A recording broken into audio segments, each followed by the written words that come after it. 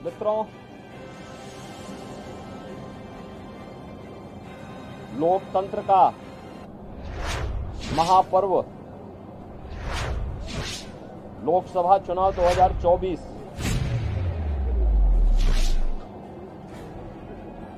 अंतिम चरण का चुनाव आज देश के 8 राज्यों के 57 सीटों पर हो रहा है, जिसमें उत्तर प्रदेश की 13 सीटों पर भी आज पूर्वी उत्तर प्रदेश में मतदान हो रहा है। पिछले 2.5 महीने से अधिक समय से जो देश के अंदर आम जन की आकांक्षाओं को पूरा करने के लिए जनता जनार्दन की जो अपेक्षा थी, उसके अनुरूप विभिन्न राजनीतिक दलों ने जनता जनार्दन के सामने अपने अपने मुद्दे रखे, अपनी सरकारों के समय के कार्य और कारनामों को रखे। आज अंतिम चरण में 8 राज्यों के 57 सीटों पर मतदान हो रहा है। उत्तर प्रदेश की भी इन 13 सीटों पर, जो हमारी पूर्वी उत्तर प्रदेश में महाराजगंज, गोरखपुर, कुशीनगर, देवरिया, सलेमपुर, बलिया, घोसी, गाजीपुर, वाराणसी, चंदौली, मिर्जापुर, रावड़सगंज, ये सभी सीट्स हैं। इन सब पे इलेक्शन प्रारंभ हो चुका है। मौसम की विपरीत परिस्थितियों के बावजूद भी मतदाताओं ने जो उत्साह दिखाया है, मैं सबसे पहले उन सभी मतदाताओं के प्रति हृदय से आभार व्यक्त करता हूं, जिन्होंने लोकतंत्र के प्रति अपनी आस्था को व्यक्त करते हुए भीषण गर्मी में, टेम्परेचर इस समय 50 डिग्री के आसपास जा रहा है, जो संभवतः कई वर्षों के बाद और कई दशकों के बाद इस प्रकार की स्थिति हम सबको देखने को मिल रही है। लेकिन इस सब के बावजूद भी जनता का उत्साह कम नहीं है, बल्कि वह और भी मजबूती के साथ देश के अंदर नई सरकार गठन करने के लिए सरकारों के कार्यों का, कुछ सरकारों के कारनामों का अवलोकन करते हुए आज उसका मूल्यांकन कर रही है और उसके अनुसार मतदान भी कर रही है। हमारा मानना है कि देश के अंदर जो समर्थन प्राप्त हो रहा है, उसको ध्यान में रखते हुए हम कह सकते हैं कि 4 जून को जब जनता जनार्दन का फैसला आएगा, तो देश के अंदर आत्मनिर्भर और विकसित भारत के लिए विरासत भी और विकास भी, गरीबों के प्रति संवेदना भी, युवा पीढ़ी के उज्जवल भविष्य, जिन लोगों ने और जिन पार्टियों ने, जिन सरकारों ने काम किया है, उसको पूरा आशीर्वाद प्राप्त हो रहा है और जनता को सुखद अनुभूति होगी, देश को सुखद अनुभूति होगी कि मोदी जी एक बार फिर से प्रचंड बहुमत के साथ सरकार बनाएंगे उत्तर प्रदेश इसमें अपनी भूमिका का निर्वहन करेगा पूरी मजबूती के साथ। 10 वर्ष में बदलते हुए भारत को 7 वर्ष में डबल इंजन सरकार के द्वारा एक नए उत्तर प्रदेश का दर्शन कराया है, जिसमें सुरक्षा और विरासत के साथ साथ विकास के एक नए युग में उत्तर प्रदेश ने प्रवेश किया है। यह एक सुखद अनुभूति उत्तर प्रदेश वासियों के लिए, यहाँ के युवाओं के लिए, यहाँ के किसानों के लिए, यहाँ की बहनों और माताओं के लिए, बेटियों के लिए, व्यापारियों के लिए, समाज के प्रत्येक तबके के लिए सबका साथ और सबके विकास की भावना के साथ मोदी जी के नेतृत्व में जो कार्य हुआ है, मुझे लगता है कि जनता जनार्दन का वह आशीर्वाद मोदी जी को, भारतीय जनता पार्टी को पूरे देश के अंदर प्राप्त हुआ है, हो रहा है। और आज 7वें चरण में भी पूरे देश के अंदर जो उत्साह देखने को मिल रहा है। अभी प्रातःकाल मौसम बहुत सुहावना है। इस सुहावने मौसम का आनंद लेकर के मैं मतदाताओं से अपील करूंगा कि हमें अब जाति, मत और मजहब से ऊपर उठ करके अपने देश के उज्जवल भविष्य के लिए एक आत्मनिर्भर और विकसित भारत की जिस संकल्पना को मोदी जी ने आजादी के अमृत महोत्सव वर्ष में देशवासियों को दिया है, उसको साकार करने का समय आ गया है, जिससे भारत आज जो देश की सबसे बड़ी, दुनिया की सबसे बड़ी उभरती हुई अर्थव्यवस्था है, यह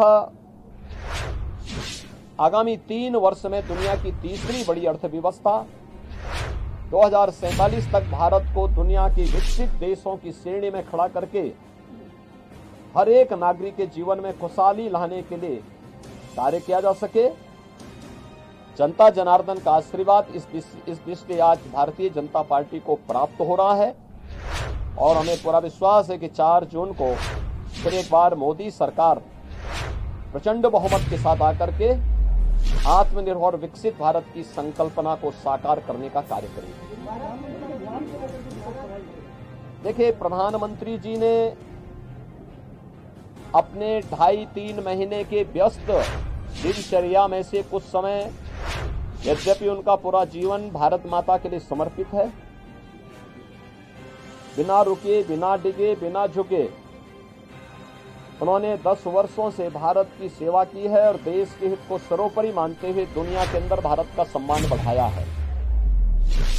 मोदी जी की यह आराधना एक आध्यात्मिक आराधना, यह आध्यात्मिक आराधना राष्ट्र आराधना है। भारत माता के इस चरणों में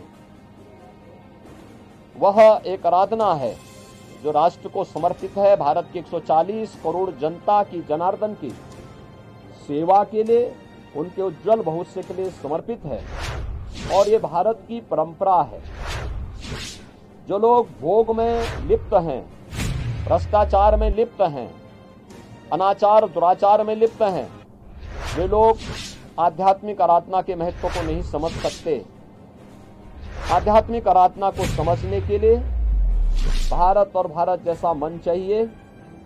भारत की सनातन मूल्यों और आदर्शों के प्रति निष्ठा का भाव चाहिए। जिनके मन में भारत के प्रति आस्था का भाव नहीं है, भारत के सनातन मूल्यों और आदर्शों की ध्वजियां उड़ाना जिन्होंने अपने जीवन का उद्देश्य समझ लिया था और जिनके कारनामों से जनता उनको बार बार ठुकराई है, वे लोग मोदी जी के इस ध्यान साधना और इस राष्ट्र आराधना का मखौल भले ही उड़ा सकते हैं, लेकिन जनता जनार्दन अपने नेता के समर्थन में और उनके पूरे कार्यक्रमों के साथ पूरे समर्पित भाव के साथ जुड़ी हुई है। और जनता जनार्दन का पूरा आशीर्वाद, पूरा स्नेह मोदी जी के साथ में है। और हम विश्वास के साथ कह सकते हैं कि यह मोदी जी की ध्यान साधना का कार्यक्रम भी राष्ट्र आराधना का हिस्सा है और इसका लाभ भी देश को प्राप्त होगा।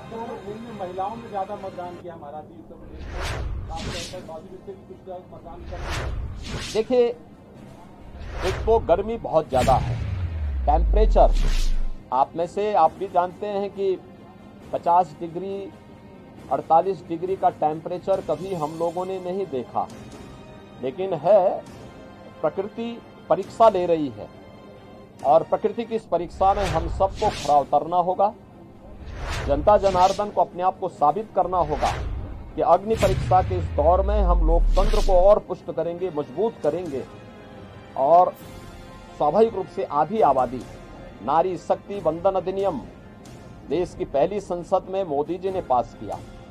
बेटी बचाओ बेटी पढ़ाओ और मातृवंदना योजना से लेकर के नारी शक्ति वंदन अधिनियम और बेटियों की सुरक्षा से लेकर के समृद्धि तक के जो कार्यक्रम चले हैं, आधी आबादी का पूरा आशीर्वाद मोदी जी के साथ में है और हम विश्वास के साथ कह सकते हैं कि ये जो मत प्रतिशत आधी आबादी का, महिलाओं का खासतौर पर बढ़ा है, यह 100% मोदी जी के पक्ष में गया है। हाँ, मैं युवा मतदाताओं से कहूंगा कि नया भारत जो इंफ्रास्ट्रक्चर से युक्त है, सम्मान प्राप्त कर रहा है, सुरक्षा का एक बेहतर माहौल जिसने दुनिया के अंदर बनाया है, यह उनके उज्जवल भविष्य के लिए है। मोदी जी की इस परिकल्पना में उन्हें आगे आकर के बढ़ चढ़ करके भाग लेना चाहिए, लोकतंत्र को और मजबूत करना चाहिए। जो लोग अपनी हार से पस्त होकर के गुमराह करने का प्रयास कर रहे हैं, मुझे लगता है कि उनके बहकावे में न आए, मतदान करें। उज्जवल भविष्य के लिए, उज्जवल भारत, आत्मनिर्भर भारत में ही हम सब का भविष्य है, युवाओं का, अन्नदाता किसानों का, महिलाओं का, समाज के प्रत्येक व्यक्ति का। और मोदी जी ने तो 4 जातियां देश के अंदर कही। उन्होंने कहा देश के अंदर केवल 4 ही जाति है, उसमें से एक युवा है, एक महिला है, एक गरीब है, एक अन्नदाता है। इन 4 वर्ग को प्रतिनिधित्व करने के लिए मोदी जी ने देश के अंदर जो कार्य किए हैं उसको ध्यान में रखते हुए जनता जनार्दन उनको अपना पूरा आशीर्वाद देंगे। धन्यवाद। जो ऐलान है आज वो एक रिव्यू मीटिंग कर रहा है, रिजल्ट आने से पहले आज पूरे दल बैठेंगे और साझा बातचीत ये वे अंतिम बार बैठेंगे, क्योंकि 4 के बाद ये जितने दल हैं उतने उसमें फाड़ होने वाले हैं। दोनों एक दूसरे के ऊपर दोषारोपण करेंगे, एक दूसरे को गाली देंगे। अच्छा है उससे पहले एक बार ठंडाई पी लें जिससे गाली गलौज कम हो।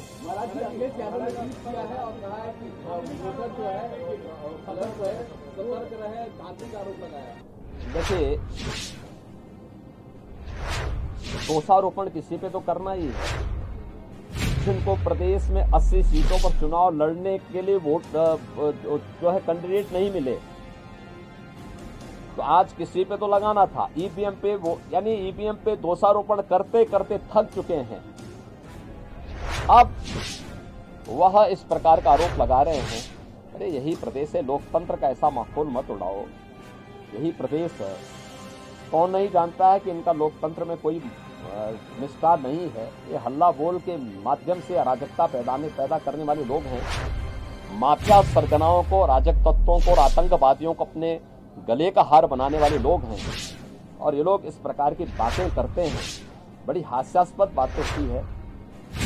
चुनाव निष्पक्ष हैं, भारत निर्वाचन आयोग पूरी निष्पक्षता के साथ इलेक्शन करवा रहा है और इलेक्शन पूरी व्यवस्था भारत निर्वाचन आयोग के मार्गदर्शन और नेतृत्व में पूरे देश के अंदर चल रही है, प्रदेश में भी चल रही है।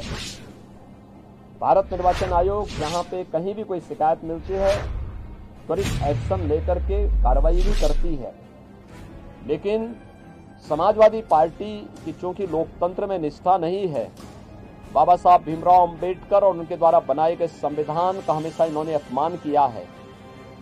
दुर्दांत माफिया और आतंकवादियों को शागिर्द वाले लोग, इनसे लोकतंत्र की बात, इनके मुंह से ईमानदारी की बात, इनके मुंह से कोई कार्य शुचितापूर्ण तरीके से हो जाए, ये बहुत हास्यास्पद लगती है और इसलिए जैसी करनी वैसी भरनी। धन्यवाद।